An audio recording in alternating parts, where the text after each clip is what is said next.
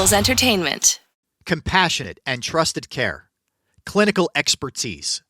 It's the cornerstone of NovaCare Rehabilitation and why they're the leading provider of physical therapy throughout the Delaware Valley. Don't let aches and pains or any injury slow you down. Schedule an appointment today at NovaCare.com. The Philadelphia Eagles choose NovaCare, so can you. NovaCare, the power of physical therapy.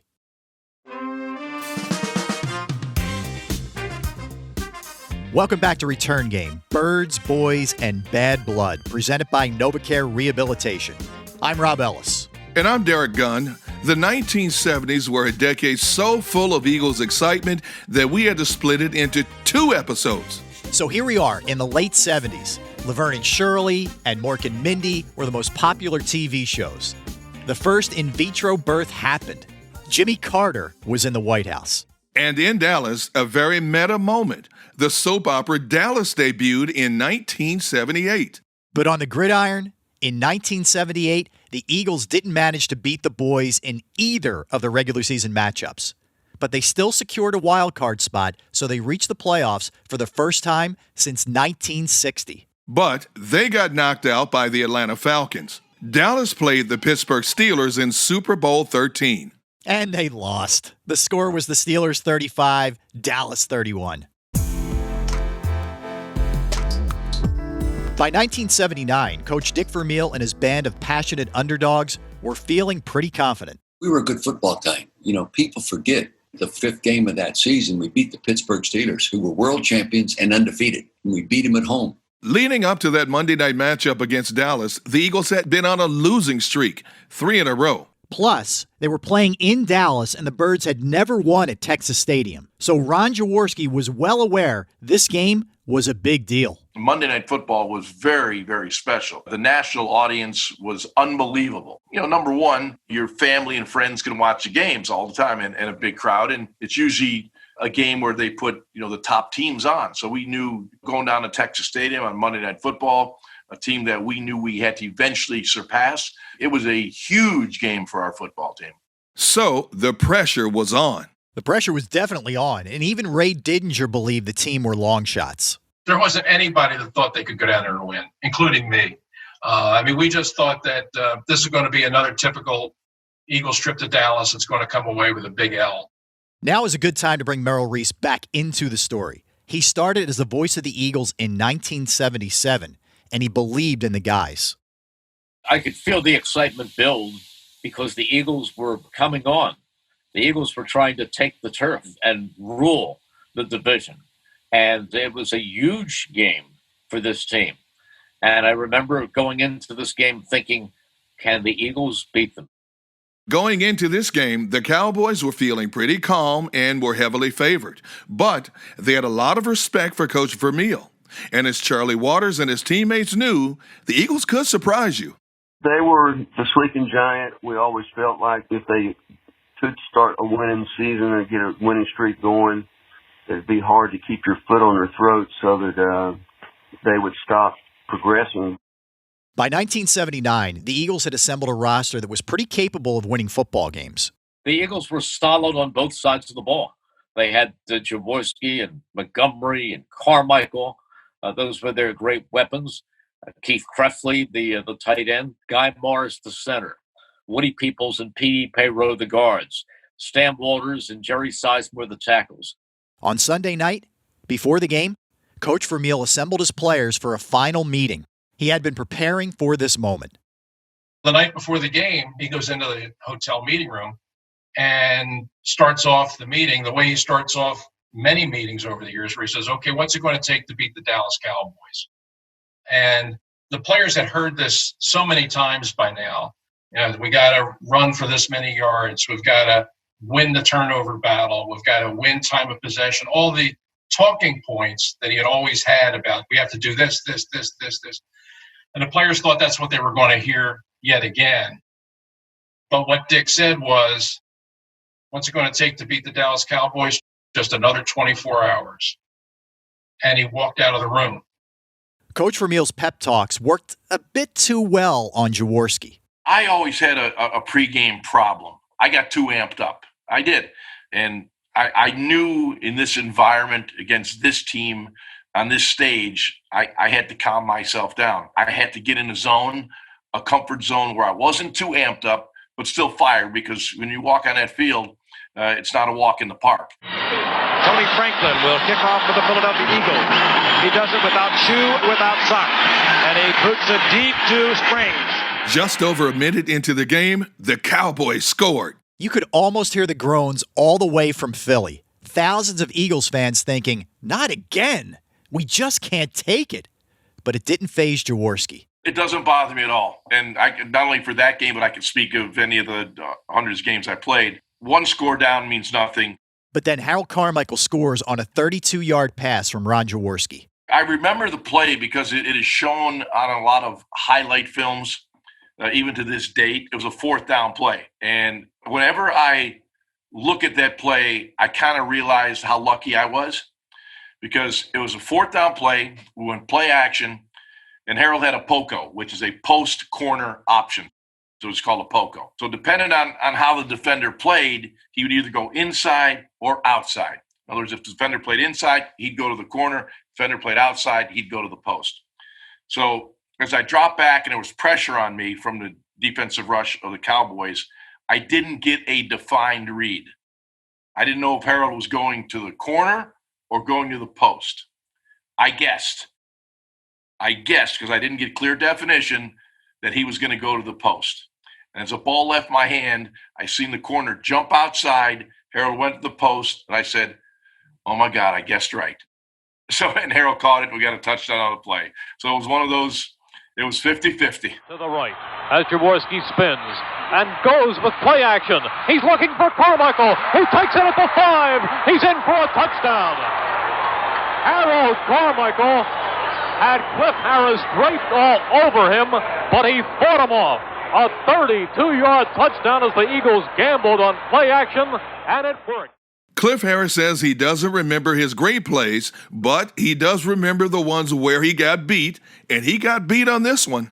I was man-to-man on Harold, and in this particular down and distance, I anticipated him running a corner route, a route that goes up and breaks to the inside and then breaks back to the outside.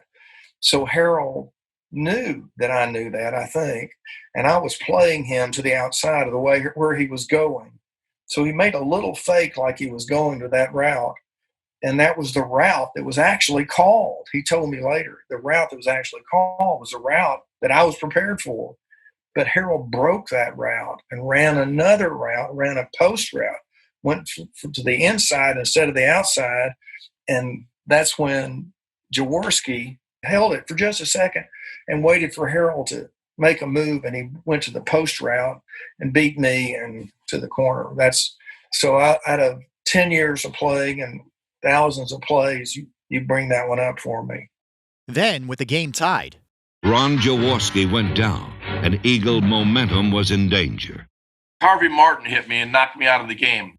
When Ron Jaworski got knocked out of the game, I was concerned about Ron Jaworski and could the Eagles go on with the backup quarterback who hardly ever played. And then in comes a guy named Johnny Walton. Johnny Walton in practice, threw a soft, nice touch ball, and I knew he would just step right in and do a very good job. I never had any doubts about Johnny. We call him Easy. Walton backs up. He sets. He's looking, firing deep. Does he have it complete for the touchdown to Charlie Smith on the far side? Charlie Smith takes the pass from John Walton, and the Eagles take the lead. No one knew who Johnny Walton was. I had great confidence in Johnny. I knew what he could do. Heading into halftime, Tony Franklin comes out to kick a field goal for the Eagles. He lines it up. Tony hits it. It is going. It is going. It is going. It is good. It is good. A 59-yard field goal by Tony Franklin gives the Eagles a 17-7 lead, and they are mobbing Tony Franklin. That is a new Eagles record. In those days, you didn't expect to make a 59-yarder. You thought maybe you'd get close.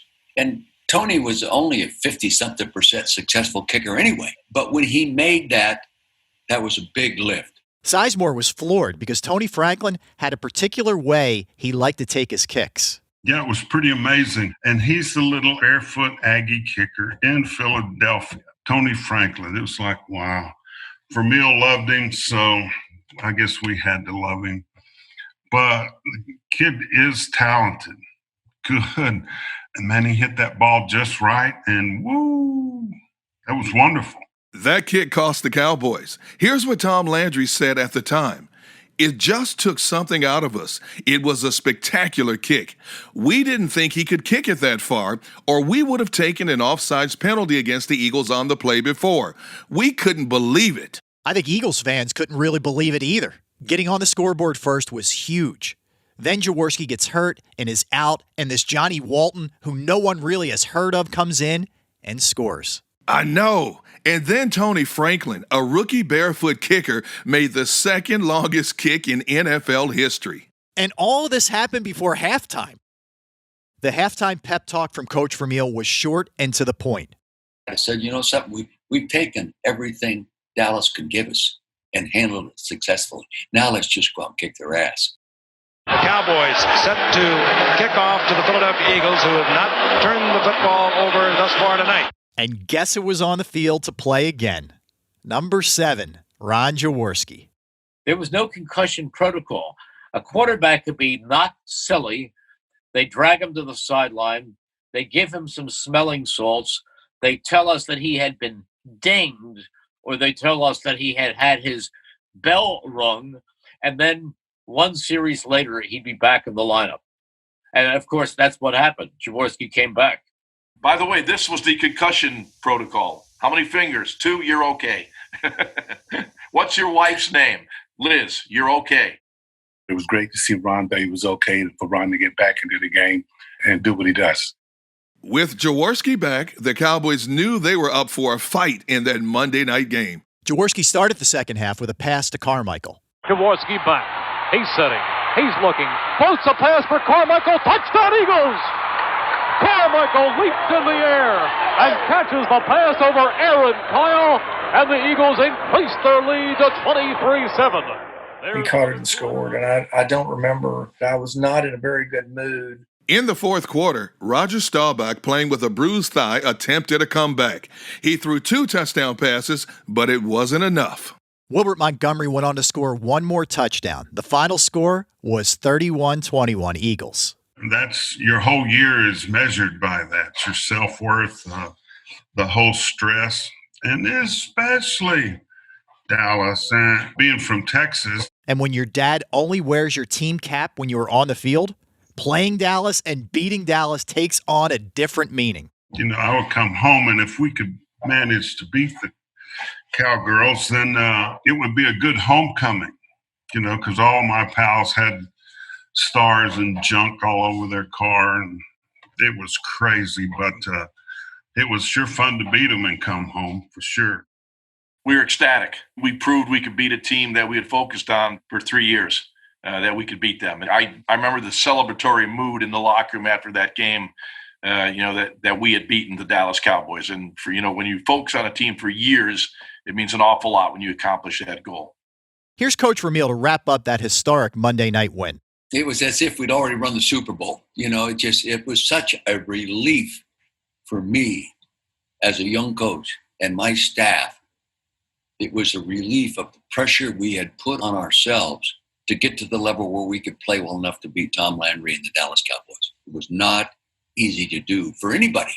And so I think it did that, and it's a reward. It eliminates second-guessing yourself. It humbles you. It makes you be so grateful for the effort that all the people around you had put in to get to this point. You almost wish the season would end there.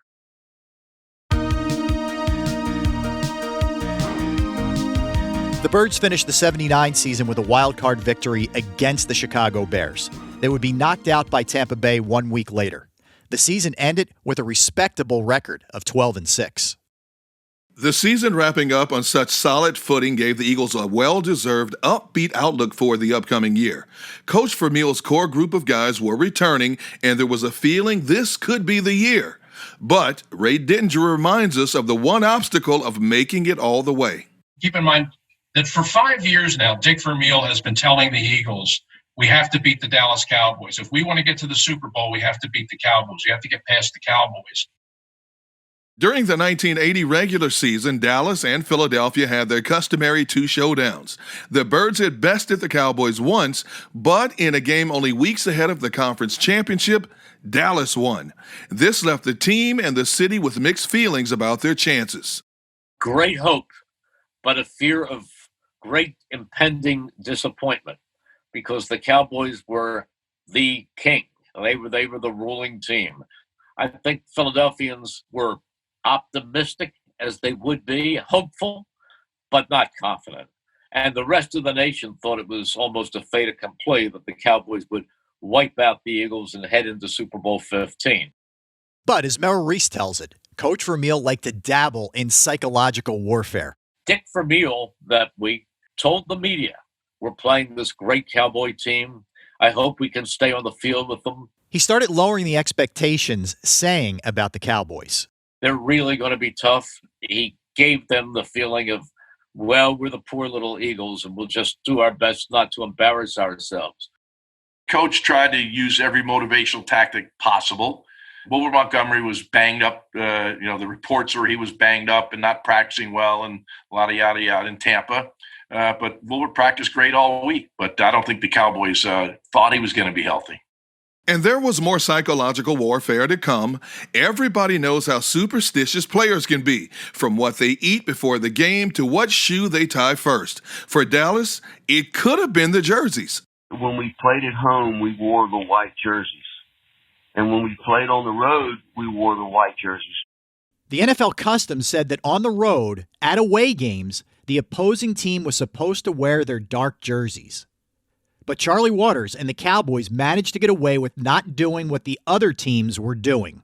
So we ended up wearing our white jerseys 85% of the time, which means we won a hell of a lot more games with our white jerseys. And that was one psychological advantage. It definitely inspired other teams to hate us even more. Well, Eagles GM Jim Murray picked up on this white jersey versus blue jersey suspicion, and they decided to use it to their advantage. Coach Vermeil was on board because he was looking for every possible edge. I'd coached against the Cowboys when I was an assistant at the Rams, and I'd always heard that they were more confident playing in their white jersey. They'd wear white jerseys at home. I had the choice of jersey we were going to wear, so I wore a jersey that would force them to wear a jersey that they didn't usually like to wear or didn't think they played as well in. That's all. It was. I don't think it made any difference in the outcome of the ball game, but it was just one thing add to the preparation. What did Dallas have to say about the whole urban legend of the jerseys? As a matter of fact, I like the blue jerseys. I enjoyed wearing them. Now, I did know that the statistics were against us, but we still won. Let's say we didn't win as strongly as we did with our white jerseys because we won probably about 85% of our games, but we also won 65% of our games with the blue jerseys, so right around that number. And that's usually more than Philadelphia would win, which is not going to make me very popular with Philadelphia fans. It's not, Charlie, but we appreciate your honesty. Even Tom Landry weighed in, saying at the time, the psychological warfare has begun. The jerseys are a typical move. It makes a story. They're just trying to distract us, but the best team will walk off the field the winner.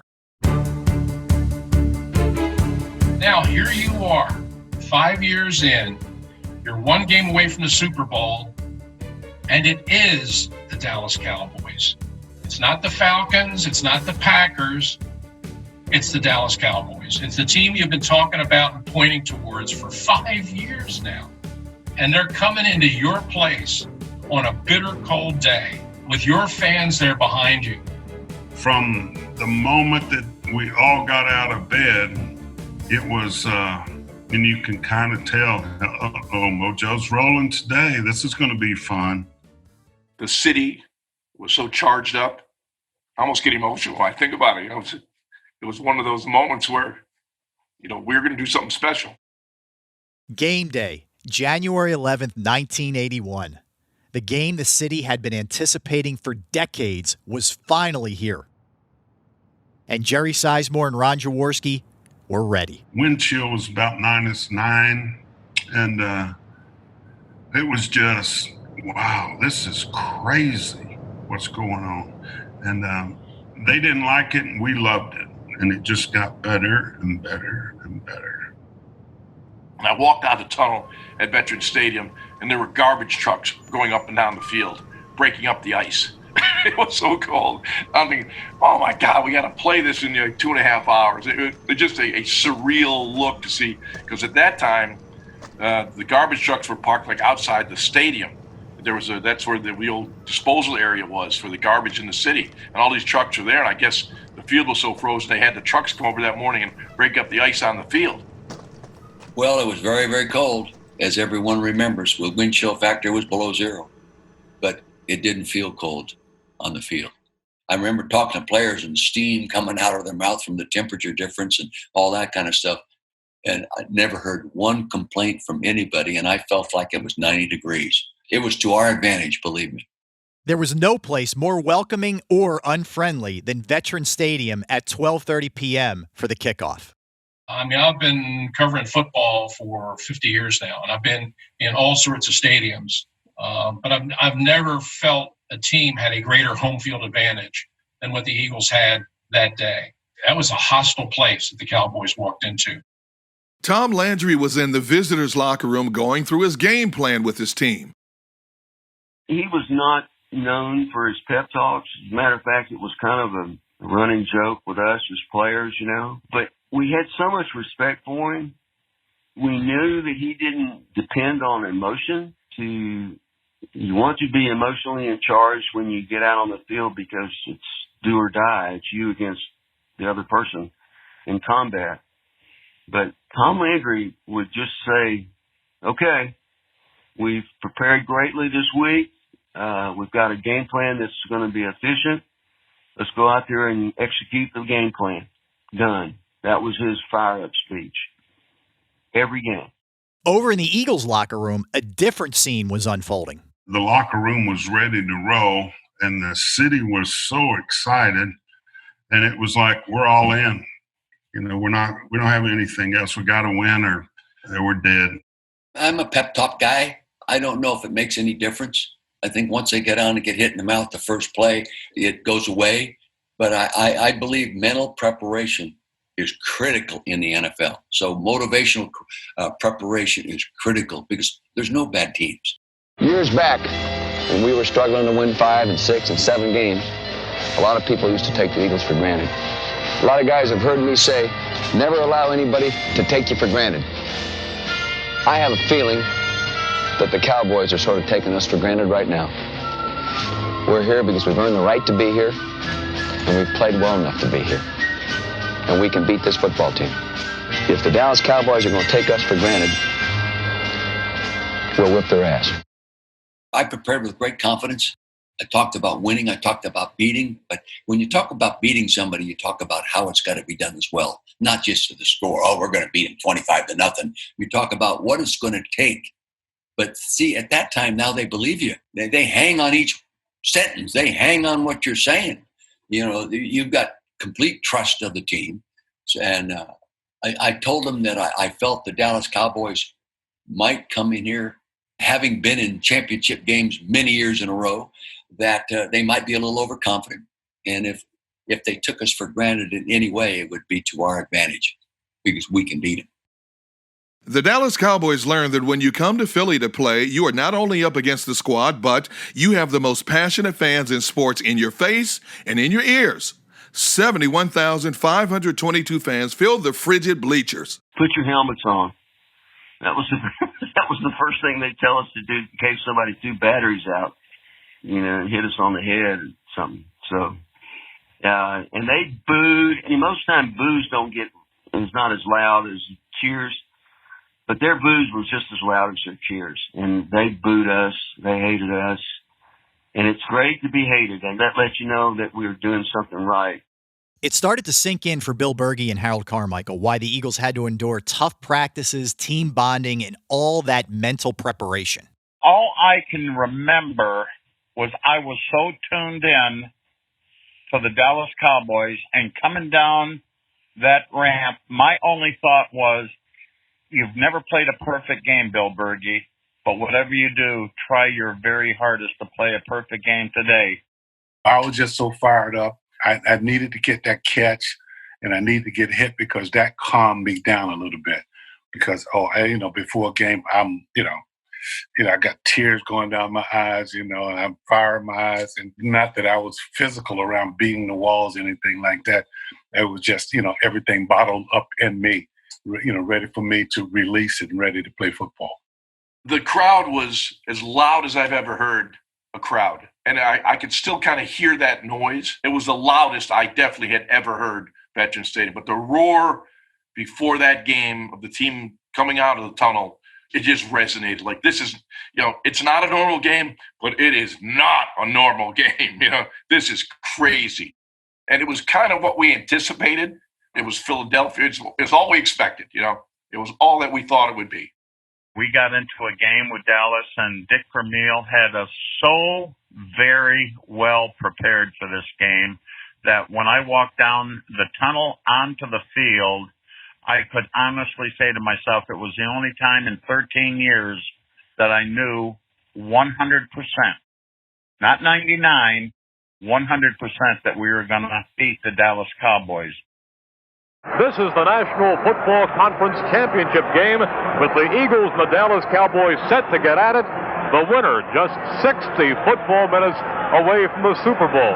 Raynard Wilson kneels down at the 35 to hold the ball from Tony. There is a swirling wind in the neighborhood of 15 miles an hour. There's the whistle. Here's the kickoff. It was on, and Philadelphia was taking full advantage of the fan fervor. I can still remember Wilbert Montgomery exploding off the right side between blocks on the right side of Jerry Sizemore, the right tackle, and Woody Peoples, the right guard. We thought we had a chance. We got good field position. We thought we had a chance to play action pass to hit a touchdown. So I came out of my play action fake, and I think we would have had a shot at it, but there was pressure on me. I had to throw before the receiver broke open. And just I was throwing, I got hit, and Randy White hit me right in the stomach. So the pass was incomplete, and Jaworski had another shot. So the second down, I already knew what the second down play was. We had our scripted plays, and it was going to be right slot split, 47 slant, and we knew what the Cowboys were going to do defensively. You studied, you prepared. We got the defense we wanted. Handed off to Wilbert and scooted to the left, cut back to the right, got some great blocks on the right side of our offensive line, and shoot, man, you're right down at the end zone. Jaworski gives off inside, running with Montgomery up the right side, left 30, 25, 20, 15, 10, touchdown! As he was getting close to that goal line, the crowd was coming to a crescendo. I could feel the noise. I could feel it, not hear it. I could feel it. My body was kind of like vibrating. I mean, it was the loudest, and I played in dome stadiums and you name it. It was the loudest crowd I had ever heard. Was that Veterans Stadium crowd when Wilbur went to the end zone. And I always tell people, as I saw that number 31 disappear into the end zone to my left, I knew, and everybody in the Delaware Valley knew, even though it was the first quarter, that the Eagles were going to go to Super Bowl 15. That might be the only play that the preparation for the play, the design of the play, and the reasons for the play produced a 100% result. Everything worked just as we thought it would. Montgomery's touchdown put them ahead 7-0, and then the Cowboys came back and they scored next and made it 7-7. Dorsett straight ahead. They like him well enough for a Dallas touchdown. A very good-looking and effective drive by Dallas. So even at 7-7, okay, the Cowboys came back, and they're a good team. You would expect them to come back. Hands to Dorsett. Same thing they tried a minute ago to Newhouse, and that ought to do it for the first half. Heading into halftime, the score was tied, and the game was progressing as Coach Vermeil had planned. I didn't expect to shut them out. I knew we weren't going to have to score a lot of points. And we weren't really a magic offensive team. We were pretty physical and very few gimmicks and didn't change a lot from week to week. We just tried to do better what we do, thinking if we've been doing this all year and the opponent only has 1 week to get ready for us, we still have an edge. Halftime is definitely more cerebral. It's not getting players motivated. We had the lead, so it's a matter of don't beat ourselves at that point. Keep doing what we're doing. Stay with the game plan. Yeah, you're going to make mistakes. Other teams force mistakes, but this could be our game if we don't blow it. The score didn't seem to faze Carmichael. We still had time to play football. Halftime, I mean, we just take a breath, collect ourselves, and go back out and play and win the football game. And in Dallas's locker room, spirits were also still high. We knew we were in a battle. We knew that. We knew we were going to get the very best of Philadelphia the second half. Philadelphia was the stronger club in the first half. Let's see what's going to happen in the second as we go back down to the action. We're ready to start half number 2. And Raphael Sepien gets it underway. Dallas's upbeat attitude was quickly dashed as the second half of this championship game got underway. Tony Franklin, the barefoot kicker from Texas, nailed a 26-yard field goal. With the score 10-7, a fullback named Leroy Harris from Savannah, Georgia, stepped up. Fortunately, the NFC Championship game in 1980, he thought he was Jim Brown. And he was just running over people. You look at him running the football. He made a great touchdown run, people bouncing off him. But then when you look at the game, he was great in pass protection. He did everything he was supposed to do. So Leroy Harris really had a solid game from the fullback position. Coach Vermeil knew to maintain their lead, they needed a different type of play, something Tom Landry and the Cowboys were not expecting. We decided to run a trap down inside against the Cowboys. Traps don't often work, but Vermeil explained why this one did. But we felt we'd get them in a down and distance situation where they'd be coming after us. We'd have a chance, and Leroy took it on in. It was a very successful trap play. Jaworski on the delay to Leroy Harris up the middle across the 5. Touchdown Eagles! Leroy Harris! Leroy Harris! Up the middle! Harris scored. The third quarter finished with the Birds leading the boys by 10. All the Eagles had to do was maintain that fourth quarter lead. Only 15 minutes away, maybe the longest of Sizemore's career. So we had control of the ball, and we were just running out the clock. It was flop on time. And, it's third down, and then it's fourth down, and the crowd, the noise level in the vet would start vibrating everything. It was, in all of those years of frustration and all of that was just flooding past, and we were going to win, and we got, had to be 5 minutes of knowing that you're going to win. And, as the clock ticked down very slowly, the whole stadium, I think everywhere, even Willie Penn was dancing around up there. It was just a tremendous payback for all the pain and suffering and heartache of being Philly and beating Dallas, America's team. 5, 4, 3, 2, 1. It's over. The Eagles are in the Super Bowl. The Eagles are in the Super Bowl. The Eagles have beaten the Dallas Cowboys 20-7. The Philadelphia Eagles have won the National Football Conference. The Philadelphia Eagles are in the Super Bowl at long last. Everybody's just celebrating. I raise our arms, and, we all saying we're going down to New Orleans. We're going to the Super Bowl. And after that, we all ran into the locker room. And I turned around and here's my wife right behind me. I said, "Get out of here." And her and a couple other wives ran in the locker room, too. I said, "Get your butt out of here." But everybody was so excited about that. I still have the game ball. And there was a picture taken by one of the photographers at the game, and I had both arms around the football because it was the NFC Championship game, and I have that picture with me running off the field with the ball, and I have the ball in my trophy case. It's very sentimental. And the score in that game was 20-7, and the score was not indicative of the way the game went. We beat the Cowboys so bad it was incredible. So after the game, we're all excited because we have accomplished the goal that we really set out to have, and that was to overtake the Dallas Cowboys.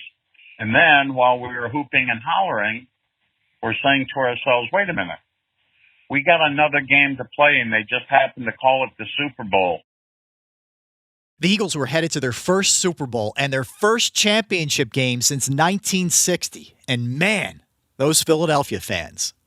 You couldn't hear. It was just like a roar. It was awesome. And you could feel that, wow, there's a lot of frustration frustrated Eagles fans that are venting today because it was the loudest stadium atmosphere I've ever been into. It was beautiful. Listen to this crowd, ladies and gentlemen. I have never seen anything like it. Dallas and Charlie Waters were not accustomed to losing big games, and they certainly were not used to losing to the Eagles. We really don't know how to act when we lost. It was something different, uncomfortable. Coach Landry would be just as stoic and steady as he would be after a victory. He would just say, give credit to the team that they beat us. We could have played better, so we'll work on trying to play better the next week. That's how he went about it. And especially against Philadelphia, my gosh, knocked us out of the playoffs. The Philadelphia fans were happy. And they should have been, because they had a great team that year. You can hear in this clip, after that historic win, back in the Eagles locker room, Coach Vermeil let his emotions and gratitude flow. To be able to call Sizemore a champion, to be able to call Bill Berge a champion, all right, Randy Logan, all right, John Bunning, the guys that have been here all 5 years, Carl Hairston, this guy right behind me, Guy Morris. To be able to call you guys a champion, it's the greatest thrill I've ever had in coaching. And thank you for what you've done for me. On January 25th, 1981, the Eagles played the Oakland Raiders in Super Bowl 15 in New Orleans. We couldn't get back to that same emotional, physical, mental level that we had with the Dallas Cowboys. I don't want to say that was our Super Bowl, but that kind of was our Super Bowl. It was not the fairy tale ending the team had dreamed of for the 1980 season, but they had finally overtaken Dallas when it counted, and that, for dedicated fans, may have been the only victory that truly mattered.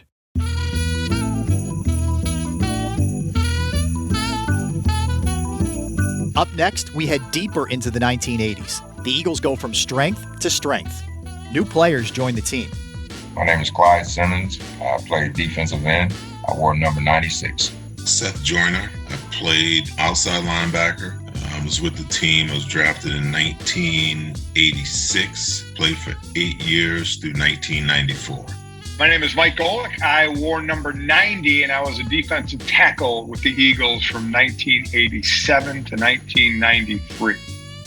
Can the Cowboys come back from their loss to the Eagles, or do the Birds finally have the upper hand?